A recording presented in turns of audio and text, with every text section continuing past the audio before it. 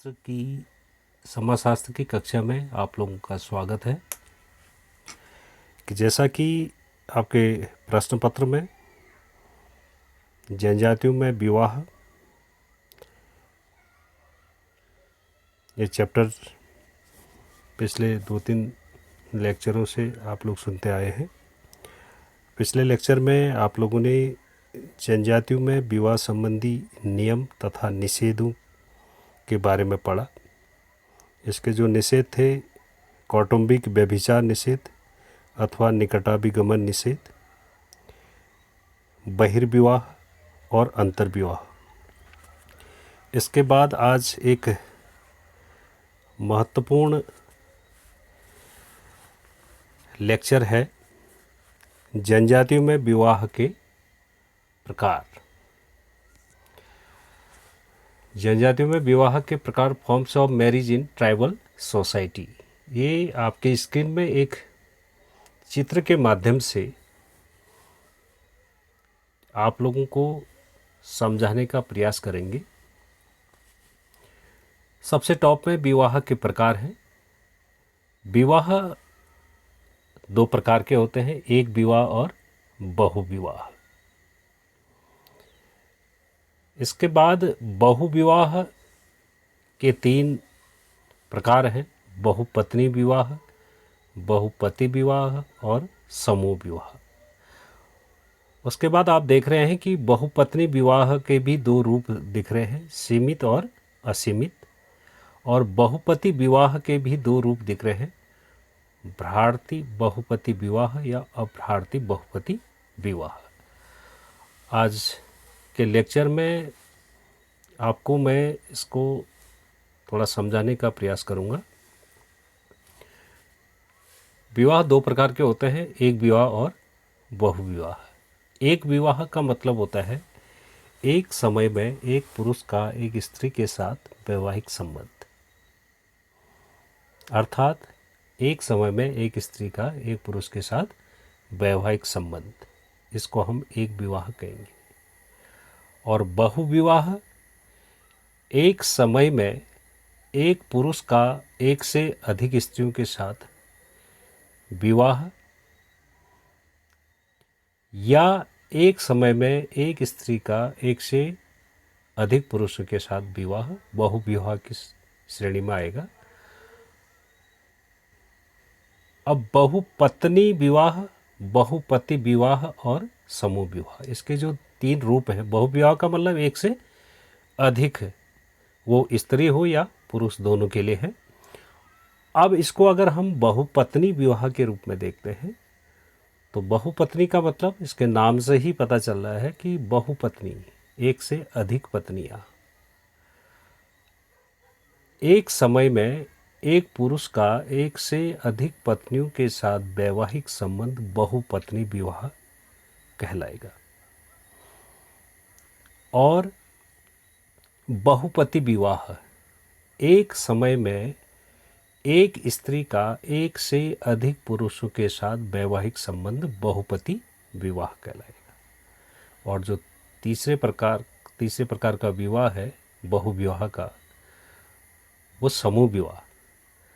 अब समूह विवाह वर्तमान में लगभग किसी भी जनजातियों में ये देखने को नहीं मिलते हैं, लेकिन समूह विवाह भी हुआ करते थे। समूह विवाह का मतलब यह है कि एक जनजाति समूह के पुरुषों का दूसरे जनजाति समूह की स्त्रियों के साथ वैवाहिक संबंध समूह विवाह कहलाएगा। अब बहुपत्नी विवाह के जो 2 रूप हैं, सीमित और असीमित। सीमित का मतलब एक सीमा तक। अब वो सीमा क्या होगी? वो सीमा उस जनजाति के द्वारा निर्धारित संख्या होगी। और असीमित का मतलब एक सीमा से बाहर, अर्थात बहुपत्नी विवाह। सीमित बहुपत्नी क्या हो जाएंगे? जो जनजातियों के द्वारा निर्धारित संख्या है उसके अंतर्गत अगर उतनी स्त्रियों के साथ कोई पुरुष विवाह संबंध करता है या रखता है तो उसको हम सीमित बहुपत्नी कहेंगे। और यदि एक समय में एक पुरुष एक सीमा से अधिक स्त्रियों के साथ वैवाहिक संबंध रखता है तो उसको असीमित बहुपत्नी विवाह कहेंगे। इसी प्रकार से बहुपति विवाह, अब इसके दो फॉर्म्स हैं, भ्रातृ बहुपति विवाह और अभ्रातृ बहुपति विवाह। भ्रातृ भ्राता से बना हुआ है, यानी कि भाई एक परिवार के एक से अधिक भाइयों की एक ही पत्नी हो, अर्थात एक स्त्री का एक परिवार के सभी भाइयों के साथ वैवाहिक संबंध भ्रातृ बहुपति विवाह कहलाएगा। और इसी प्रकार से अभ्रातृ का मतलब जो भाई नहीं है, सगे भाई होना जरूरी नहीं है। भ्रातृ में सगे भाई होना आवश्यक है, लेकिन अभ्रातृ बहुपति विवाह में सगे भाई का होना आवश्यक नहीं है। तो इसलिए एक समय में एक स्त्री का एक से अधिक पुरुषों के साथ जो सगे भाई नहीं हो वो अभ्रातृ बहुपति विवाह कहलाएगा। जैसे भ्रातृ बहुपति विवाह का एक एग्जाम्पल मैं आपको दूं, ये आपको जानकारी भी होनी चाहिए।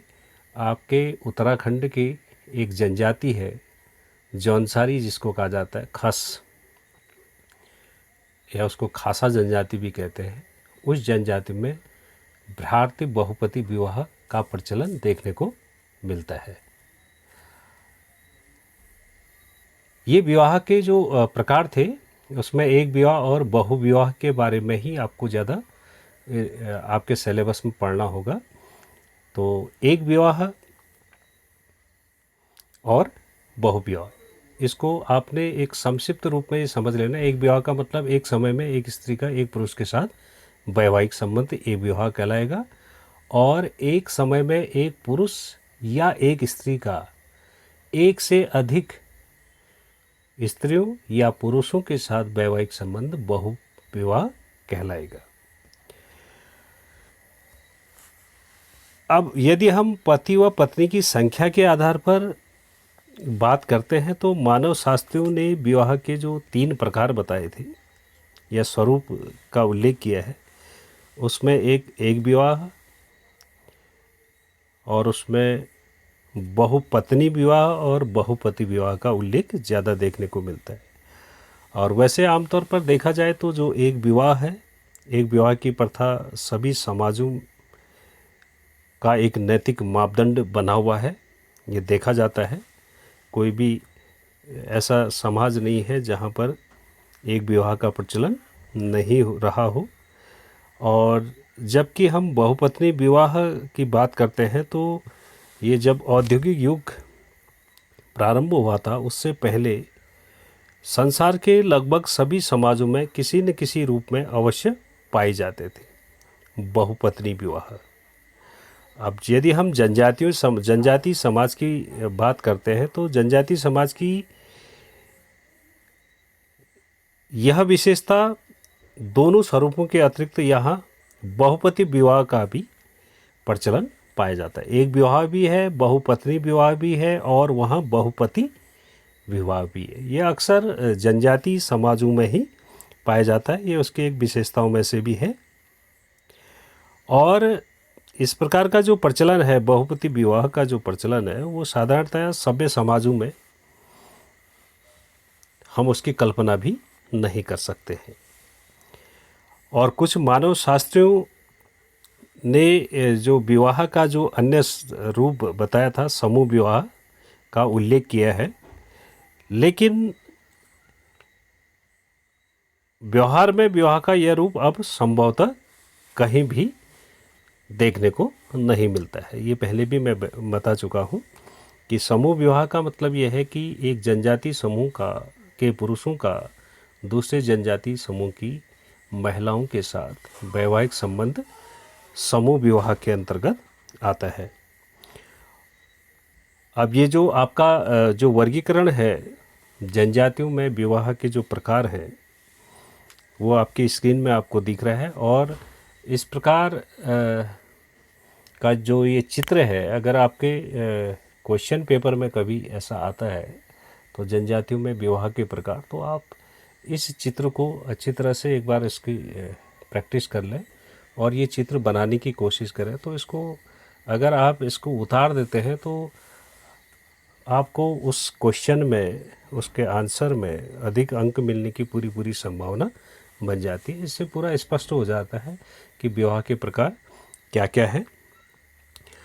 और नेक्स्ट जो लेक्चर होगा आप लोगों का, वह हम एक विवाह क्या है और एक विवाह के कारण क्या क्या रहे होंगे और एक विवाह के लाभ और उसकी क्या क्या हानियां हैं, इसके बारे में अगले लेक्चर में चर्चा करेंगे। तो आज का लेक्चर यहीं पर हम समाप्त करते हैं। Thank you.